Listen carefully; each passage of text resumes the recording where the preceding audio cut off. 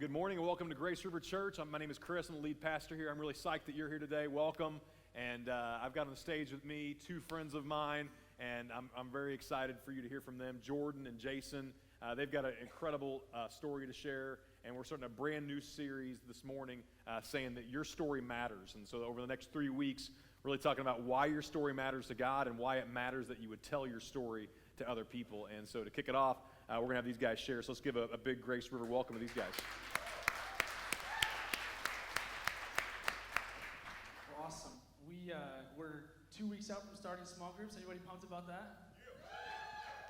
All 5 of you. Man, it's always like that. Every time I ask if they're excited, they're always like, 5 people. It's just crazy. It seemed like it'd be more. Anyway, small groups start in 2 weeks, and we just want to share a quick story, not to give a sales pitch, but to really talk about life change of why join a small group can actually provide you genuine life change, growth with God, and then also growth with others. And so we're just going to share a little bit of Jason's story because it was crazy and it was awesome. All of the emotions wrapped in one, but we're just going to hear a little bit of his story. So let's just ask off the top, though, why did you join a small group? Yeah, it's kind of funny, joining a small group for us, for myself, my wife, at the time, 4 years ago, we weren't very, when small groups came around, we thought, well, that's not really for us. We're not really small group kind of people, opening up and sharing feelings and, all that, the whole setting, we're just like, that's not for us. But our neighbor at the time was, he was going to host a group, and we honestly felt like we didn't have a good excuse of why we couldn't walk up 2 houses on a Tuesday, and we knew that they would come asking why we aren't there, and we really thought that Jordan would look in our windows if we didn't show up. So that's how it started. That's how so bad. Yeah. But hey, I guess it's reality, right? Yeah. Dang it. Yeah. A bad reality, though. Yeah. Yeah, so that's it. I mean, just the timidness at first. I mean, it's yeah, just like the uncomfortableness and like just the and just being busy. I mean, we're busy people. We work full time, have kids. It's like this is the last thing you want to do is hurry home to have another obligation. But right, yeah. And part of the growth that you guys experienced over I guess it's been about 4 years now that you've been involved in a group, right? Yeah. Can you give us a little bit of like the ins and outs of like your relationship? The ins and outs of like how you grew with God and then also how you grew with others and what really transpired all that to happen. Yeah, I mean, there's been, we since we did it 4 years ago, we haven't missed a semester, and we've actually hosted a few, and now we're going to lead one this spring, which is really kind of crazy when you step back and think about it. But I mean, I think the biggest thing for growth for us, and I think for most of the families that were involved with us over the last few years, was our son, who he was at in Thanksgiving in 2018, 4 years old, got diagnosed with a tumor, and he had a 6-inch tumor inside of his spinal cord. And he went through, it was about a 9-10 hour surgery, and we spent 2 weeks at Children's, and then he had about 4 months of physical therapy. Because of where the tumor was, he lost his ability to use his legs, so he basically had to relearn everything from scratch.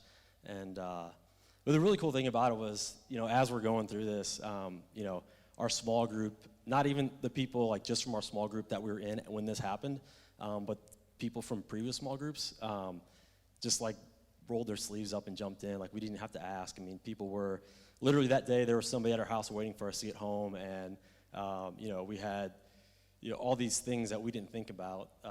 They took care of us, and we have like a pretty big family here in St. Louis, and we have a lot of friends too. But like the way that our small group stepped in was just kind of crazy. But the coolest thing they did for us, and I like to share this story with everybody who asks, but it was right around Christmas time, and we were there for 2 weeks, so we didn't have a tree, we didn't have Christmas lights, we didn't have anything because we were at Children's Hospital. And so the guys came over while we were at the hospital, they came to our house and decorated our house, even bought us more lights and more decorations than we currently had. And I always give Lance trouble because he climbed up to the tallest point of our house, and I never do that. So then this year, they were asking why Mr. Lance went up there, but I didn't go up there. So, and he didn't come back this year to do it, so I don't know what's up with that. But then the ladies, all the wives and the ladies from our group came over one different day and decorated our entire house for Christmas. And we we're live tree kind of people, and so they got us the live tree that we would typically get, and you have to water it. So they came over every day for 2 weeks and watered our tree. They cleaned out our fridge with all the old food, and they basically, when we came home to Christmas. So it was it's pretty awesome. So Yeah, so the impact that was made is obviously monumental. I mean, it's huge. We've seen that happen not just in your story, and we've seen it happen in plenty of stories, but the cool part is the impact didn't just impact you personally, like you and your family. While that was awesome, it also, talk about the impact that like you've kind of seen, I guess, throughout all the people in the church that have helped that too. yeah, I think, the group that's kind of been, well, a number of people, but I think everybody that's really close to us and went and kind of walked this with us, I think they all have a greater appreciation for their kids as we do for our Yeah. kids. And I think, it's just amazing how like something like that, is a perfectly healthy kid, this happens to. And it's just really cool to see everybody kind of rally around him and get him back on his feet. And so, yeah. But I don't think any of that happens, though, because we took the step to join that small group 4 years ago, and stayed with it. We developed these really deep relationships with people that if we just came on Sundays, I don't know that we would have been there, Yeah, a great point though. So like, we constantly talk about small groups as one thing that we do here all the time, and that took 4 years, right, of like uncomfortable, tension-filled conversation, questioning. Everyone who's experienced small group, you kind of feel that. You can feel that tension in the room where like, I don't really want to share what's going on in my life because I don't really need to get better. I don't want to get better, or I'm just scared someone's gonna know the darkest parts of my heart, and so no growth happens. So all that being said, what should we? I shouldn't say what should we tell them. How do we sell them? Yeah, how do we sell?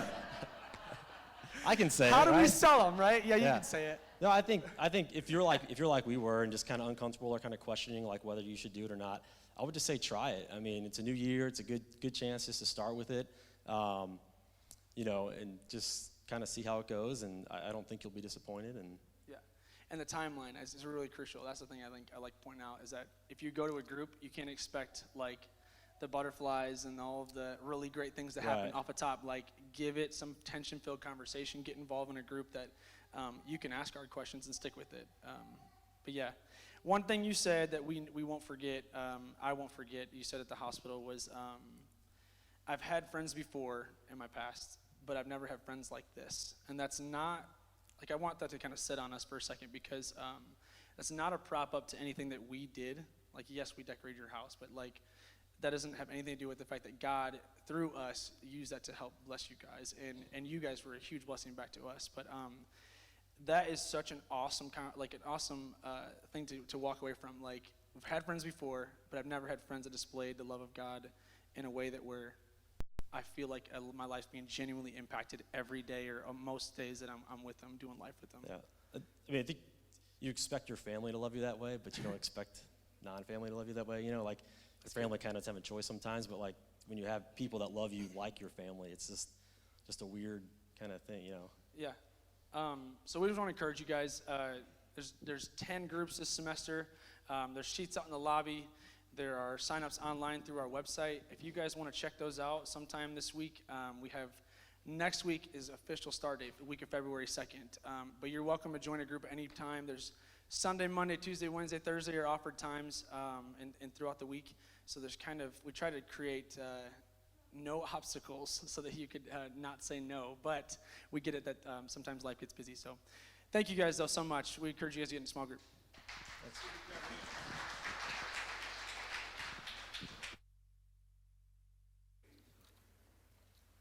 I'm drawing for you today, and so I'm going to tell you ahead of time that it's going to be ugly. So anyways, I do want to just tell you, I can inspire you in a row, but life change happens in a circle. That's why we do small groups at our church. I was arrogant enough to believe in the beginning of our church that people's lives would be changed in our services, that I could speak well enough and articulate, and soon I found out that wasn't what was going to be life-changing for people. And like I told you, I can get you pumped and inspired in this kind of setting, but in order for you to really absorb it in your everyday life, it's just best to do it in a group full of people that love you and that want to walk alongside of you. And I will tell you this, man, you may try a small group out and you may not like it. So guess what? You could go try another group, right? I used the illustration last week. I love Chick-fil-A, and every once in a while I'll have a bad experience at Chick-fil-A. I know it's shocking. Every once in a while I'll have a bad bite of chicken, but guess what? I still go back next week because the chicken's that good, right? And so when it comes to small groups, I have to go to my small group because it meets in my house, and so I'm trapped. But I do love my group, and I love what God's doing in and through it, and I hope that you go check one out. And a big reason why this played hand in hand with this new series was we love stories. I mean, when your kids go to bed at night, what do they ask for when they're young? They ask for one more story, right? Why is that? It's because they're hostage negotiators, right? They are, but in kind of like in reverse, right? They're looking to buy a little bit more time before they have to go to sleep. And even as adults, we like stories. Now, some of you don't have a life and you like to read books. I think that's awesome. But normal people, we just go to the movies, right? Or we watch something on Netflix, and we love a good story. I'm addicted to good stories. Now, when a story is a bad story, I'm like, I'm not interested. But when a story is captivating and good, I'm just like, wow, that is unbelievable. You know, I went and watched that 1917 movie recently, and it's like one shot the whole time, and it tells just an incredible story. Definitely don't take your kids to it. It's rated R for a reason. But anyways, amazing, and not putting like pastor stamp of approval on it, but amazing story. And I just love a good story. That's why we love the Star Wars theme. That's why we love the run for the Kansas City Chiefs recently, right? I was told I get one Chiefs comment a weekend, and so I'm just going to use it right now. Someone said they're going to leave the church if I talk about it too much. So anyways, no, I'm kidding. I hope he was kidding. Well, maybe he wasn't. It's fine if he's not. Anyway, so he's a late adopter. He's kind of like a Denver Broncos fan, and he was in first service, so I can say it as much as I want now. But anyways, Dave Bishline's the guy's name. So he's going to love that. So,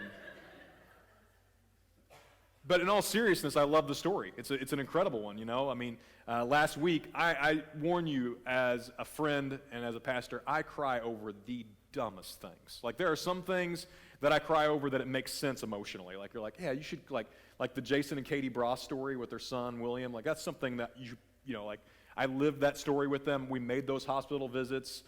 We cried together. It was normal that you should cry in those circumstances. What's not normal is for a 39-year-old adult man to cry whenever, like, the AFC Championship trophy gets lifted up in this stadium. That's not normal, but I still did it, okay? Like a baby, like what? I'm just not used to winning like that. Some of you guys, you know, there are fans in the room. They're like Alabama fans or LSU fans. Some of you are like Dallas Cowboy fans or Green Bay Packer fans. These are all like organizations that are used to winning. Okay, the Chiefs have not been in the Super Bowl in 50 stinking years. All right, like I made a Facebook post about this. I've been waiting my whole life for this, so I'm gonna cry. Like it's okay. You know what I'm saying? Like for 39 years, I've only known them to lose in big games. So when they win, it's like, what just happened, right? And so it's not too late. They're our state team, so you should jump on the bandwagon. And it's a fantastic story, man. It's the 100th anniversary of the NFL, and they're going to win the Super Bowl on the 100th. It's the 50th anniversary of the Chiefs, and so I don't know. I'm just pumped. So sorry, that's my story, and I know I'm boring you with it, but let me tell you why most people never share their story. So you know, you hear Jason's story today, and you may think, man, that's a great story. But here's two reasons, two most important reasons why people don't share their story. First of all, they're scared. Well, let's just face it. It's scary to tell your story. You don't want to come across like you're trying to sell something. You don't want to come across like your story is more important than somebody else's. And also, let's just face it, especially in the public, like a public arena like this, it's kind of difficult to stand up in front of a group of people and share your story. It takes a lot of guts. It takes some courage. But that's the first reason. But I would only say that's probably 5% of people are just scared to tell their story. I think there's another 95% of people that aren't telling their stories that they're oblivious to their story. Like this morning, you've never really even considered that you have a story to tell, like that God is writing a storyline in your life, and there's something about your life that is worth sharing with other people. And I'm going to kind of talk about those things this morning a little bit and why you should share your story. But to start us off, I think it's really important that you recognize the power behind a story. Stories are mega powerful. In fact, Jesus, the greatest teacher ever, mostly taught with stories. Matthew chapter 13, Matthew writes this: Jesus always used stories and illustrations. So Matthew was one of the 12 disciples that followed Jesus around. And he says this, he says, Jesus always used stories and illustrations like these when speaking to the crowds. In fact, he never spoke to them, never spoke to the crowds without using such parables. And the word parable just means story.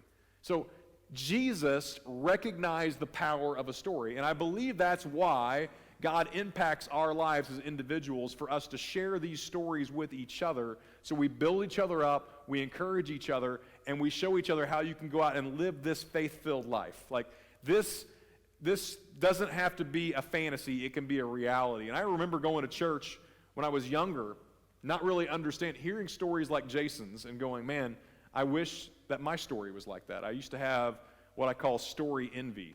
But I want you to know every one of us have an incredible story to tell. You got to recognize, first of all, the power of your story. The second thing you have to do is you have to get to a place where you articulate your life change story. And just so we're all on the same page, when I'm saying your life change story or your story, what I'm talking about is the encounter that you had with God. And I realize that in the room this morning, there are some of us that are here today that would say, man, I haven't had an encounter with God yet. Or maybe you're even beginning to experience that since you've been coming to our church and you're experiencing these encounters with God. And I would say, man, keep coming. Like, you're welcome. And I really believe that God is doing something in your heart and in your life through these messages, through the music that you hear, through the relationships, the people that you meet and connect with before and after church. Like God is doing something in your life. And so I encourage you to continue to come and continue to pursue that and continue to investigate the person of Jesus Christ. Because every single person that met Jesus in the Bible, and even today, meets Jesus and their life is drastically changed. And so I'm going to give you 4 examples of people that had encounters with Jesus in the Gospel of John. In fact, after this series, we're going to be doing a series in the Gospel of John, which I'm really excited about, leading all the way up into Easter. So you want to be sure to come back for that. But you want to articulate your life change story. And really, in articulating it, there's like 4 different stories in the Gospel of John that I love that I just want to kind of pull out this morning. The first one's in John chapter 4, and it's about this woman that Jesus meets at a well. She's a Samaritan woman, and Jesus is a Jew, and they're not supposed to have any kind of dealings with each other. They're not supposed to even speak to each other. This woman has her water jug at the well at noontime, which is a little weird because women would typically draw water in the morning, but this particular woman was an outcast. That she wasn't accepted in society, and so when the other women would get their water, she would wait until they were gone, and she would go. She was a very lonely person. She would go by herself, and we find out the reason why she was lonely in John chapter 4 was this woman had been abused and mistreated by men. That it was that she was on her 5th husband. And in fact, the man that she was living with at the time wasn't even her husband. And Jesus kind of reads her mail and tells her this. So Jesus is sitting on the side of the well. He asks her for a drink, and she says, hey, wait, you're a Jew, I'm a Samaritan. We're not supposed to ever talk to each other. And then, she's like trying to distract Jesus with different religious conversation or whatever. And then Jesus says, listen, I know your story. She says, wait, let me go get my husband so we can hear the rest of it. And he goes, no, the man that you're living with, you're not even married to. And look at her response after Jesus reads her mail and tells her the truth about her life. And she goes off and runs back to this village, and she's excited because she's met a man that did this. Look, here's her response. The woman left her water jar beside the well and went back to the village and told everyone. See, she had a story to tell.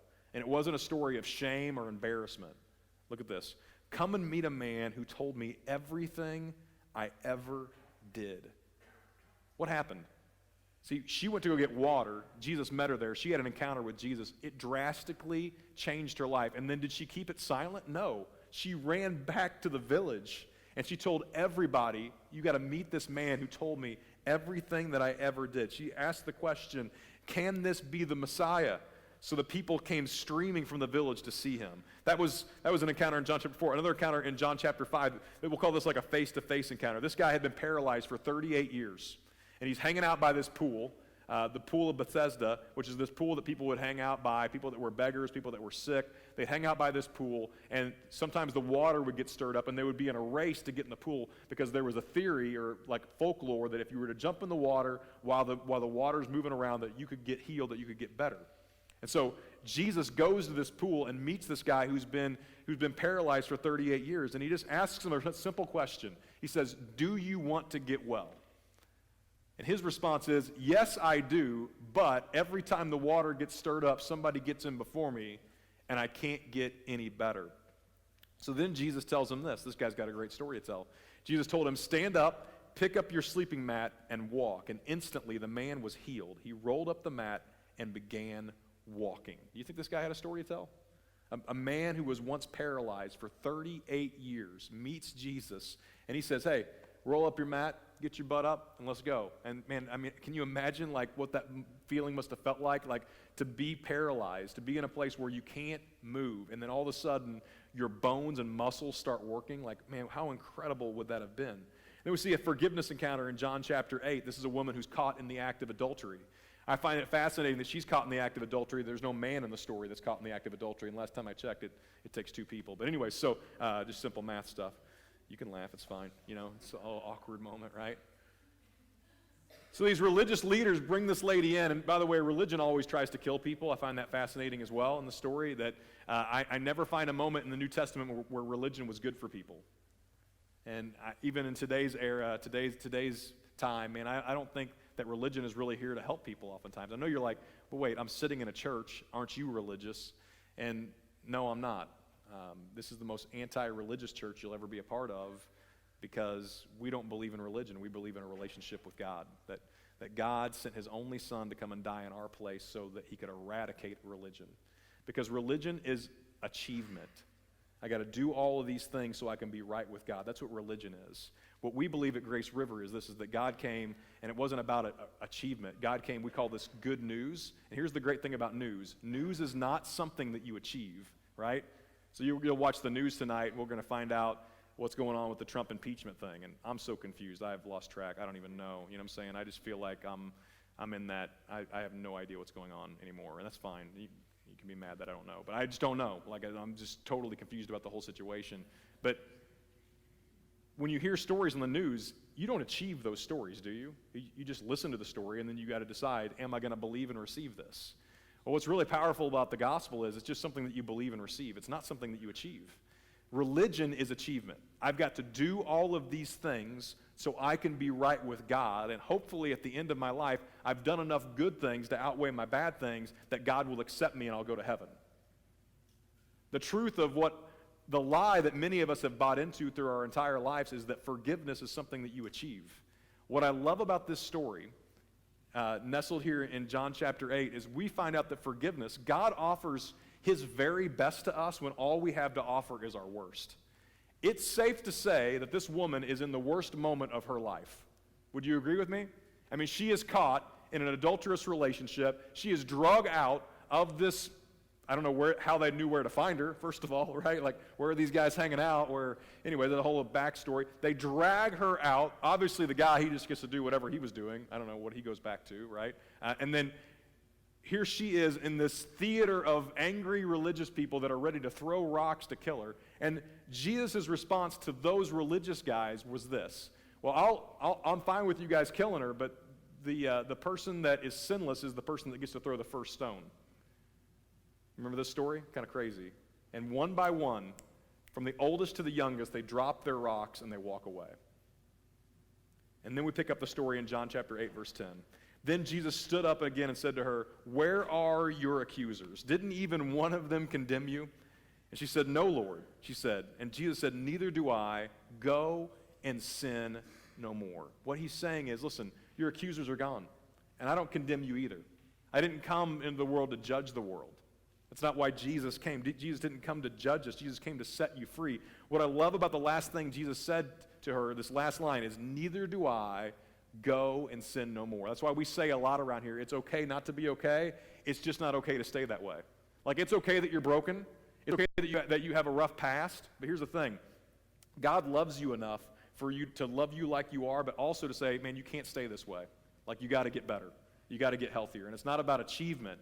It's not about achieving more and doing more for God. It's just about loving God with everything. It's only responsible for us, only reasonable for us, to love God, to love the same God that loved us back.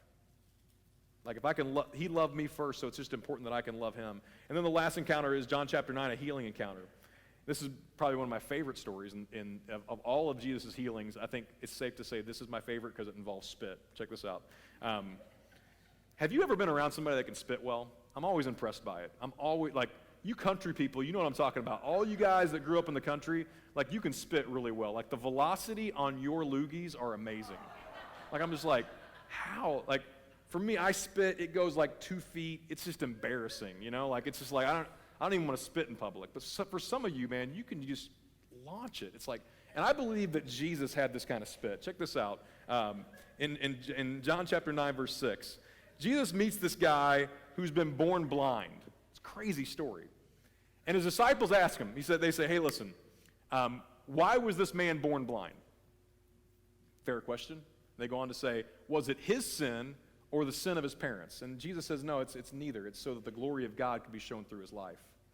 And I love that passage. In fact, I preached my uncle's, my uncle had Down syndrome.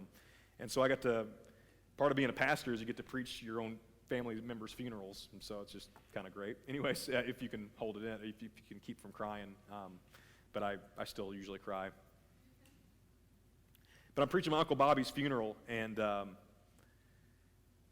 I came across this passage, and I just thought it was just really appropriate because the same question could be asked of my uncle who had Down syndrome. Why was he born like this? And I really believe that it was because it was so God could show himself strong through my uncle and lead so many of us to Christ as a result of it. But this healing encounter this day, this man gets healed. In John chapter 9, we see Jesus in his amazing loogie strength. Check out this thing in verse 6. Then he spit on the ground and made mud with the saliva. Do you know how much spit it would take to make mud with the saliva? I mean, that's some pretty significant spit. Just some of you are like, I'm really grossed out right now. I'm sorry, we don't always talk about spit, but like, this is a moment we got to slow down and talk about this just for a second. He makes enough spit to make mud and put it like a charcoal mask on this guy's eyes, right? And I don't know, I mean, at this point, if I'm blind my whole life, I'm willing to try anything, right? Then in verse 7, he told him this, go wash yourself in the pool of Siloam, which means sent. So the man went and washed and came back seeing. It was a healing encounter. And here's the thing, man. All of these stories, why are these stories even told in the Bible? Are these stories told in the Bible to bring us hope, to give us false hope? Like what is the reasoning behind all of these encounters? Well, it's the same thing that we experienced up here this morning with Jason and Jordan. These are encounters with God. And it's God writing a story. And the question is what will be your God encounter? Like, what is it for you that is your God encounter? So I ask a few questions here. What was your life like before Jesus? And what's it been like since? And if you can't answer that question, then you may not have had an encounter yet. And that's not a thing to feel embarrassed about. I'm just telling you, like, we all have an encounter to experience with God. What is your encounter? And once you know what your encounter is and you can articulate it, I want to encourage you to write it down. If you write out your encounter, if you write out your story with God, it's much easier to articulate. Many of you have heard my story, and I wish sometimes that I had some crazy story. I get story envy. Like when I have some pastor friends. I have a pastor friend in Kansas City that used to be in a gang. He was in prison when he accepted Christ. And I always tell Joey, I'm like, dude, I'm so envious of your story. Like, it's so cool, like, to hear that you used to be on meth and that you were stealing stuff and then got in a gang and then Jesus radically changed your life. I mean, Joey couldn't even if Joey wasn't a pastor, he probably couldn't get a job anywhere because, like, he still actually has, like stuff on his record and stuff. Like, it's a real thing. Gabe knows him. He's a wreck. Anyway, so Joey's story is amazing. I'm like, dude, I love this guy's story. I can tell you this, man, like, I didn't have to be an atheist to struggle with doubt still. Like, I still have doubts. I didn't have to ever get kidnapped to feel lonely. Like, you know, I still feel lonely sometimes, right? And I didn't have to go to jail necessarily to feel shackled to my sin. These are all things that I've experienced in my own life, even though my life wasn't all that hard. Like, my story is fairly simple, man. I grew up in a really good middle-class family. My parents loved me, and they taught me great morals, taught me great character lessons. My mom, whenever my parents got married, my mom was Catholic and my dad was Baptist. And so whenever they got married, they didn't know where to go to church. So they just didn't go to church anywhere. That's a reasonable thing, I think, right? And so fast forward 10 years after I'm born, I asked my mom one day, Mom, why don't we go to church? And she said, Chris, we're not church people. And that was the beginning of my journey. Like, I wanted to know why, you know, we grew up in the shadows of this really big church in our town, and I wanted to know, why aren't we church people? Like, what's the deal? And we weren't awful people. That's not what she was saying. She was just saying, we've never been invited to a church. There's never been a group of Christians that have said, hey, you should come hang out with us. And so for me, like we created Grace River Church for families that were just like my family.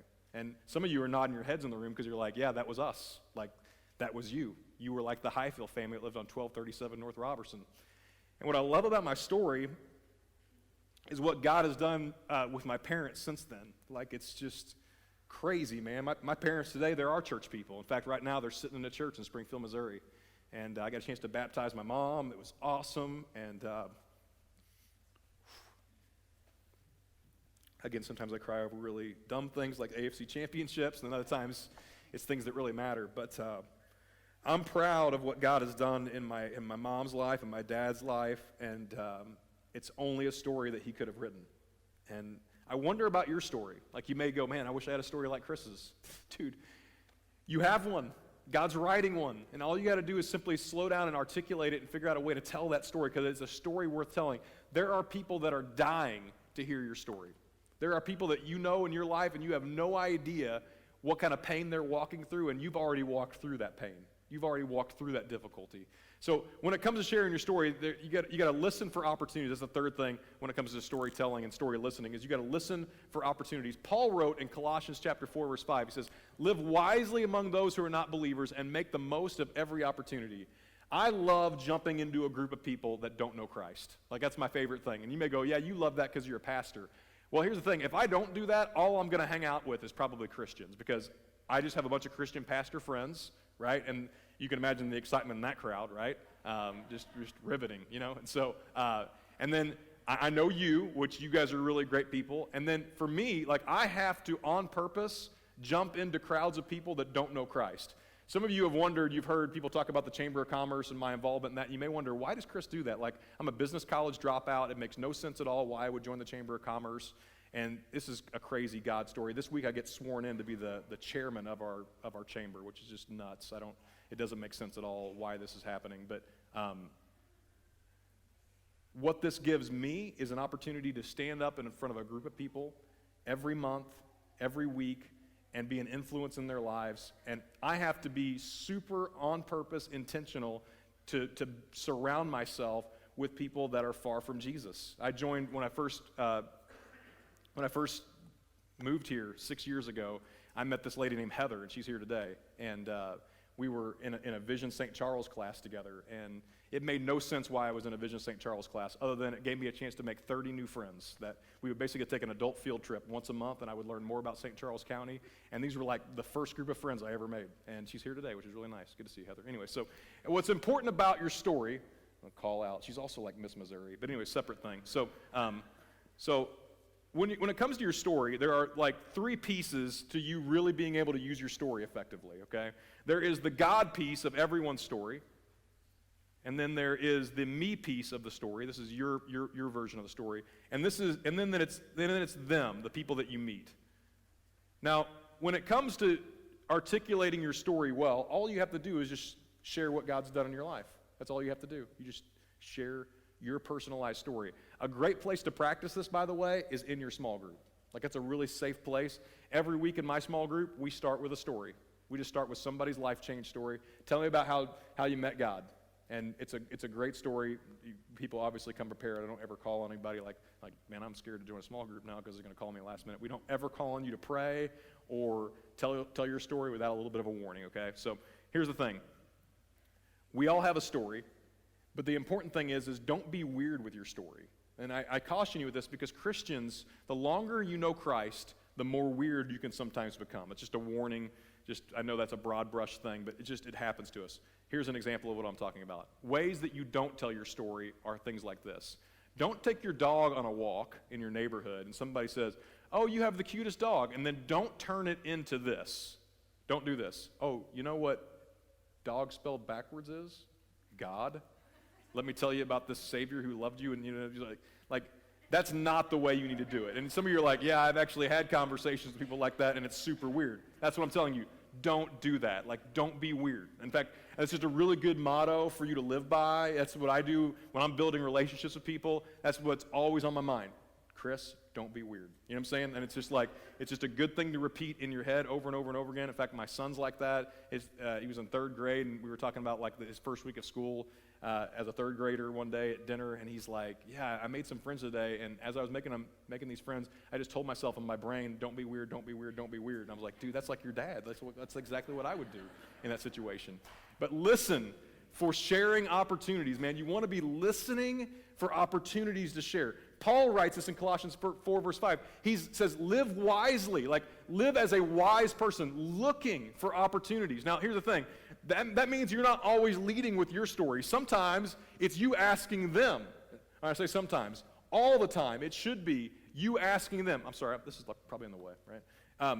It's you asking them, like, man, tell me about your story. And it doesn't necessarily have to be their spiritual story. If you just get them talking about them, tell me about your story. And then guess what? Whenever you tell them about, whenever they tell you about their story, look, they want to hear, if they're polite, they're going to ask you about your story. And dude, I do this all day long. I love it because I have told the story about how my family didn't grow up going to church. I can't tell you how many times I've told that story. Most of you can finish it, right? You know why? Because I tell it almost every day. Why? Because, dude, it's my story. It drastically impacted not only my today, but my forever in heaven. So you better believe I'm going to tell my story, man. I'm proud of what God has done in my life, and I'm proud of what God's done in my parents' life. And so the great thing about you telling your story is you don't have to know. Some of you are like, man, I would tell my story, I would talk to people about Jesus, but here's the thing. I don't know enough stuff about the Bible. You know, the most important thing is that you're able to tell your story, and then you're able to point people to Jesus. You can point people to God without ever knowing a passage of Scripture. Now, it is helpful if you know some Scripture, but you don't have to know everything. Many of our barriers to sharing our story is, what if I get asked a question that I don't have an answer to? You just simply say with humility, hey, listen, I don't have the answer to that question, but I'm gonna go figure it out this week, and I'm gonna get back with you. You don't know how many times I've done that, man. I'm not like the brightest guy, but I can go dig into something, or I can ask a friend, or I can figure it out, and then go back to them and say, hey, here's the answer to your question. It just continues the conversation. But you have to be listening for opportunities to share.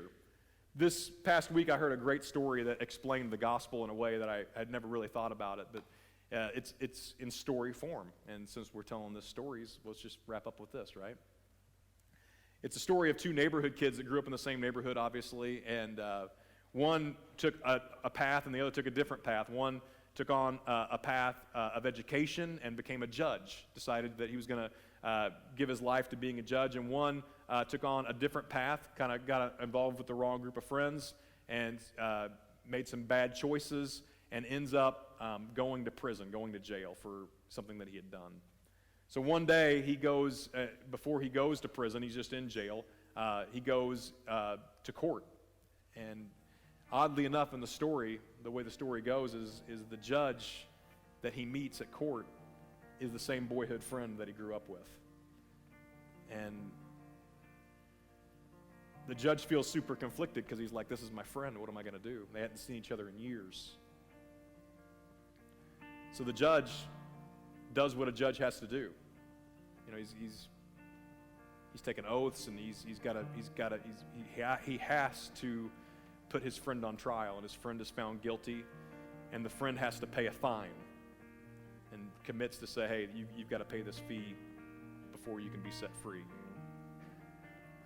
What's powerful about the story is the judge slams his gavel down and then walks off his podium and takes his robe off and gets his wallet out. And he pays 100% of the fine for his friend. That, my friends, is the story of Jesus. It was a God who had to do what he had to do. But he also loved us enough to bankrupt heaven, to come be with us so that we could be with him for eternity. He paid. That illustration holds up, but it was way more than money. He paid the debt of the deepest sins we could ever commit. Everything in my life, every mistake, guilt, shame, whatever it was, every regret in my life, he died for it. My question to you this morning is do you have a story like that? Can you resonate with that story? And if you're here today and maybe you've never accepted him, I want to give you the opportunity to do so, man. Maybe today's the day that you put your trust and your hope and your faith in him. Maybe you're here today and you've accepted Him, but it's been a long time since you've slowed down and articulated your story.